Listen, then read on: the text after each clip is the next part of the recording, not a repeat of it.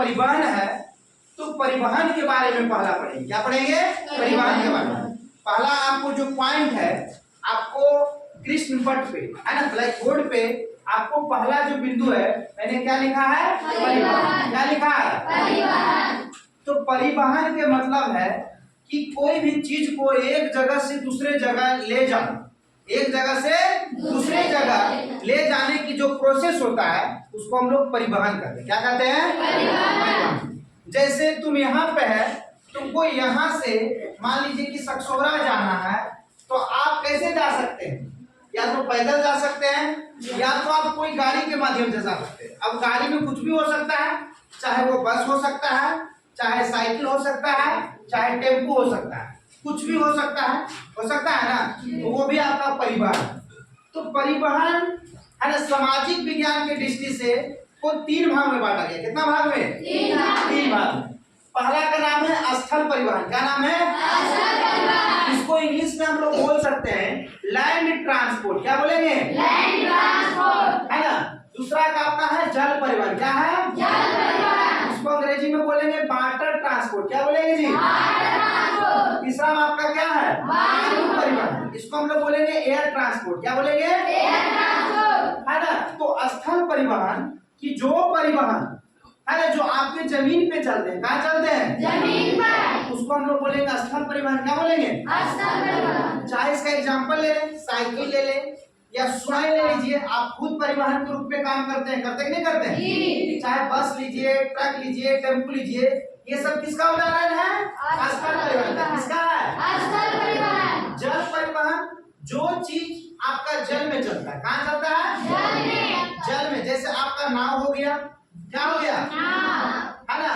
पानी वाला जहाज हो गया, पानी वाला जहाज हो गया। और आप लोग भी कभी कभी स्थल से छोड़ के जल परिवहन बनना चालू करते हैं। जिनको तैरने आता है, जिनको क्या वो जल ही में तैरते हैं? तो आदमी भी है ना, जब तैरता है तो जल परिवहन में ही काउंट किया जाता है। क्या जाता है ना जी। चलो आगे आपका है वायु परिवहन। क्या नाम है? वायु परिवहन। जो परिवहन आपको जल और वायु, जल और स्थल पे नहीं, सीधे आपको वायु में चलता है। कहाँ चलता है? वैसे परिवहन को हम लोग बोलेंगे वायु परिवहन। जैसे आपका हवाई जहाज हो गया। क्या हो गया? हवाई जहाज हो गया, है ना। हेलीकॉप्टर हो गया, रॉकेट हो गया, बहुत तरह के मिसाइल है, वो सारे के सारे क्या है? वायु परिवहन। क्या है? वायु परिवहन। समझ रहा? दूसरा आपका पॉइंट क्या है? लवन। क्या है आपका? लवन। उसको अंग्रेजी में हम लोग बोलेंगे, इंग्लिश में साल्ट। क्या बोलेंगे? साल्ट। तो मैंने पिछले कक्षा में, पिछले वर्ग में हम लोग पढ़ाए थे ना कि लवण जो बनता है वो अम्ल और क्षार को मिलाता है। अम्ल और क्षार को मिलाता है, और अम्ल क्षार को मिलाने से जो नया पदार्थ बनता है उसी को हम लोग क्या कहते हैं? लवण। क्या कहते हैं? लवण। तो आपका लवण का भी 2 प्रकार है। पहला का नाम है साधारण नमक और दूसरा का नाम है जटिल नमक। तो साधारण नमक जो हम लोग यूज करते हैं ना, जैसे जिसको हम लोग यूज करते हैं, तो नमक में भी हम लोग बहुत तरह का यूज करते हैं। एक साधारण नमक जो सफेद वाला होता है घर में, है ना, टाटा कंपनी का हो, कोई भी कंपनी का हो, है ना, होता है ना, आयोडीन साल्ट उसमें लिखा हुआ रहता है। और एक जो नमक होता है जो दूसरे कार्य के लिए यूज होता है, दूसरे कार्य के लिए होता है विशेष, उसको हम लोग यूज नहीं कर सकते हैं। वैसे लवण को हम लोग जटिल नमक कहेंगे। क्या कहेंगे? जटिल नमक। और लवण की दृष्टि से जो 1 नंबर पे राज्य है वो आपका गुजरात है। क्या है? गुजरात। गुजरात में सबसे ज्यादा नमक का उत्पादन होता है। इसी कारण से गुजरात को साल्ट सिटी के नाम से जानते हैं। क्या नाम से जानते हैं? Salt city. क्या नाम से जानते हैं? Salt city. समझ में आ रहा? और आगे का जो प्रकार है जटिल नमक, वो आपको आगे वाली कक्षा में क्लास 11, 12 में ये सब चीज आपको पढ़ने के लिए मिलेगा। आगे आपका जो चीज है परिसंचरण तंत्र। क्या है? परिसंचरण तंत्र। आपका जो तीसरा पॉइंट है उसका क्या नाम है? परिसंचरण तंत्र। क्या नाम है? क्या नाम है? परिसंचरण तंत्र, है ना। तो परिसंचरण मतलब होता है, परि मतलब चारों, संचरण मतलब आवागमन, मतलब हमारे बॉडी में खून को चारों ओर ले जाने वाला जो अंग है, उस सारे अंग को यदि एक बार मिलाते हैं तो उसको हम लोग बोलते हैं परिसंचरण तंत्र। क्या बोलेंगे? परिसंचरण तंत्र। और जो अंग ले जाता है, जो अंग आपको खून को एक जगह से दूसरी जगह पर ले जाएगा, उसको बोलेंगे परिसंचरण अंग। क्या बोलेंगे? परिसंचरण अंग बोलेंगे। तो परिसंचरण तंत्र आपको बनता है धमनी, शिरा, हृदय, रक्त वाहिनियां, ये सारे को जब मिला दिया जाता है तो आपका निर्माण होता है परिसंचरण तंत्र। क्या बनता है? परिसंचरण तंत्र। और आपको हम पहले भी बताए थे कि हमारे शरीर में जितना भी सजीव जीव जंतु है उनके शरीर में परिसंचरण तंत्र 8 प्रकार का, सॉरी जो तंत्र होते हैं, कितना प्रकार के पाए जाते हैं? 8 प्रकार का। कितना प्रकार का? 8 प्रकार का। नाड़ी तंत्र पाया जाता है, उत्सर्जन तंत्र, परिसंचरण तंत्र, ऐसे ऐसे और बहुत सारे तंत्र है, पाचन तंत्र, है ना, ऐसे ऐसे बहुत ऐसे तंत्र है जो आपको बॉडी में पाया जाता है, जो आगे हम आने वाली कक्षा में धीरे धीरे क्या करेंगे? पढ़ेंगे। उसमें देखिए परिसंचरण तंत्र में आपका 2 प्रकार होता है।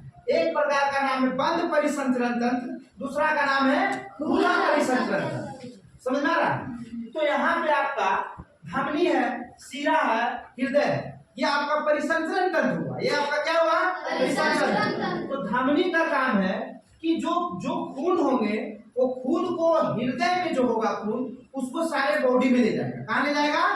बॉडी में। मतलब धमनी का काम है कि जो हृदय के जो खून है वो सारे शरीर में ले जाएगा। कहाँ ले जाएगा? सारे शरीर में। और ये शिरा का जो काम है कि जो शरीर में जो खून है वो जहां तहां आपको शरीर में खून है उस खून को कहाँ ले जाएगा? हृदय में। कहाँ ले जाएगा? हृदय में। मतलब कह सकते हैं कि धमनी के उल्टा कार्य को शिरा कहेंगे, कह सकते हैं ना। धमनी को उल्टा कार्य को क्या कहेंगे? शिरा। या शिरा के उल्टा कार्य को क्या कहेंगे? धमनी। ऐसे भी परिभाषित कर सकते हैं। क्या इसको करने में कोई दिक्कत होगा? हो सकता है ना जी? बिल्कुल, है ना। तो आपका तीसरा पॉइंट आपको काम कंप्लीट हो गया। तीसरा का पॉइंट का काम क्या हो गया? कंप्लीट। आपका चौथा पॉइंट का नाम है उत्सर्जन तंत्र। क्या नाम है? उत्सर्जन तंत्र। हम बोले थे कि तंत्र मतलब होता है कि बहुत सारा जब आपको अंग मिल जाता है, बहुत सारा जब आपको अंग मिल जाएगा तो वही अंग, सारे अंग जब मिल गया उसी को हम लोग क्या बोलते हैं? तंत्र। क्या बोलते हैं? तंत्र। उत्सर्जन करने में जो अंग आपको मदद करेगा, उत्सर्जन करने में जो अंग आपको क्या करेगा? मदद करेगा, उसको हम लोग बोलेंगे उत्सर्जन तंत्र। क्या बोलेंगे? उत्सर्जन तंत्र। तो उत्सर्जन तंत्र में देखो कौन कौन अंग आपको मदद कर रहा है। जैसे आपका वृक्क है ना, जिसको हम लोग किडनी बोलेंगे, है ना, या गुर्दा भी बोलेंगे। क्या बोलेंगे? गुर्दा बोलेंगे, है ना। मूत्राशय, है ना, मूत्रमान, मूत्ररंध्र, ये सारे जब अंग मिलते हैं तो इस सारे को क्या एक भाषा में बोलते हैं? उत्सर्जन तंत्र। क्या बोलते हैं? उत्सर्जन तंत्र। तो वृक्क हमारे शरीर में कितना है? 2। एक को बोलेंगे लेफ्ट किडनी और एक को बोलेंगे राइट किडनी, है ना।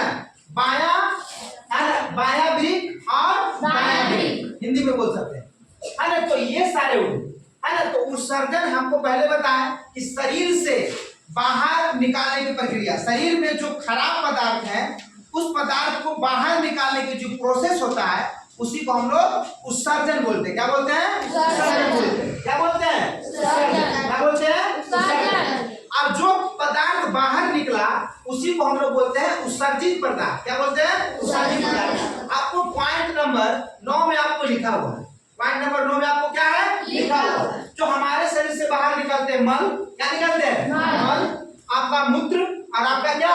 पसीना। ये सारे को हम लोग क्या बोलेंगे?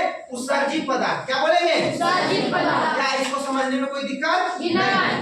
आगे का आपका जो पॉइंट है, पॉइंट आपका 5, पॉइंट आपका 5, रक्त वर्ग। इसको अंग्रेजी में हम लोग बोलेंगे ब्लड ग्रुप। क्या बोलेंगे? Blood group. तो बताया जाता है कि ब्लड ग्रुप मुख्यतः 4 प्रकार के होते हैं। कितने प्रकार का? 4 प्रकार, है ना, है ना। Blood group A, blood group B, blood group A B और ब्लड ग्रुप ओ, है ना।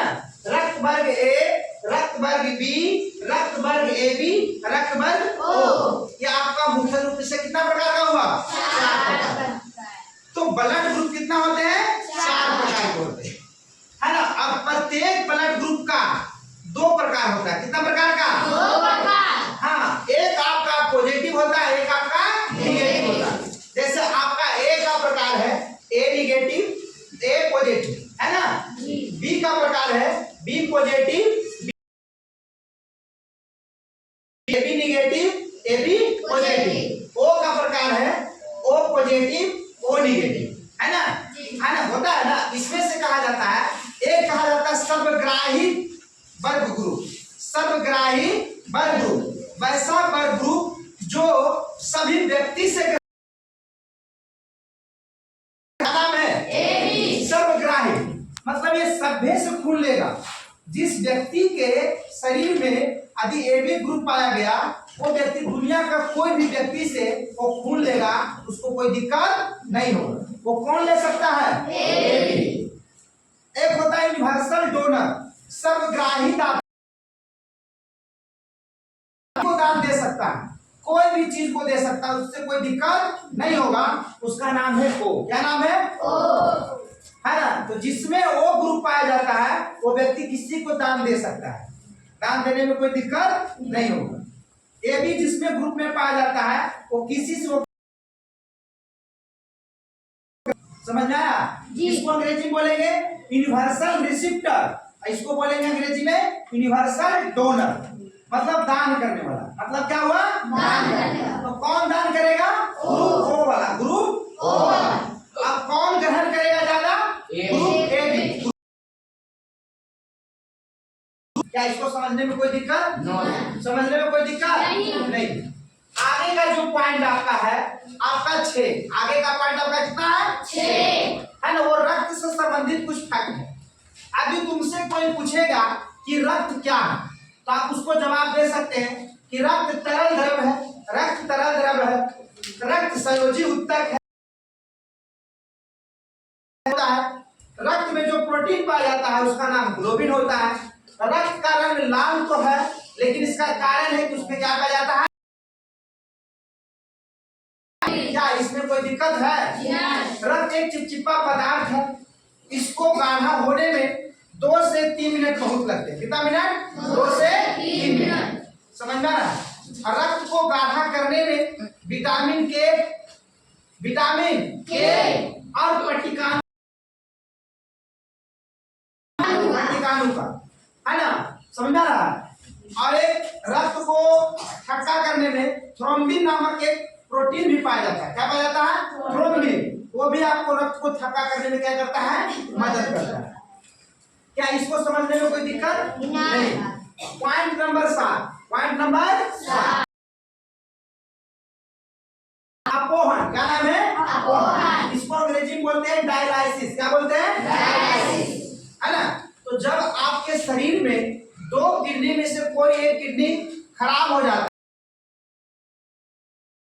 है, तो वहां पे जब कोई एक कृत्रिम किडनी डाला जाता है, कृत्रिम वृक्क को डाला जाता है, तो जिससे जो खून है हमारे बॉडी में छान कर सही तरीका से जाता है ना, जाता नहीं जाता है? तो उस खून को छानने का जो प्रोसेस होता है, सही तरीका से खून को छान कर प्योर खून को पूरे बॉडी में ले जाने का जो क्या बोलते हैं? और उसको हिंदी में, उसको अंग्रेजी में हम लोग बोलेंगे डायलाइसिस। क्या बोलेंगे? डायलाइसिस। मतलब रक्त को शुद्धिकरण करने की प्रक्रिया क्या कहलाती है? डायलाइसिस। क्या कहलाती है?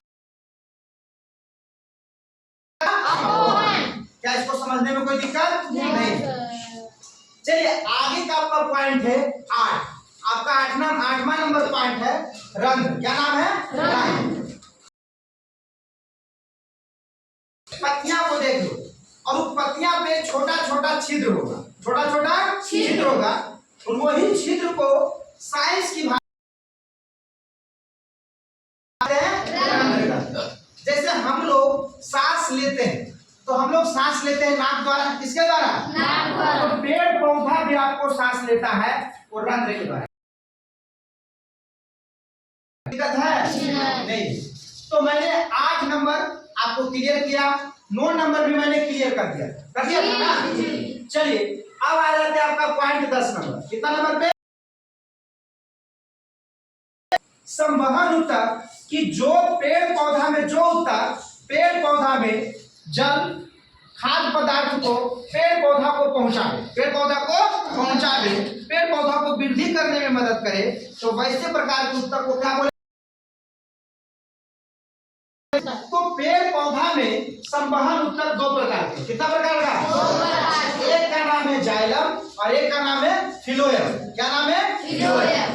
जाइलम को हिंदी में दारू कहेंगे, पीने वाला दारू मत समझना, है ना, निशा वाला दारू नहीं, है ना। फिलोएम का हिंदी हुआ कोषवाहक। क्या नाम हुआ? कोषवाहक। तो जाइलम जो होता है वो आपका पानी वगैरह जो खनिज लवण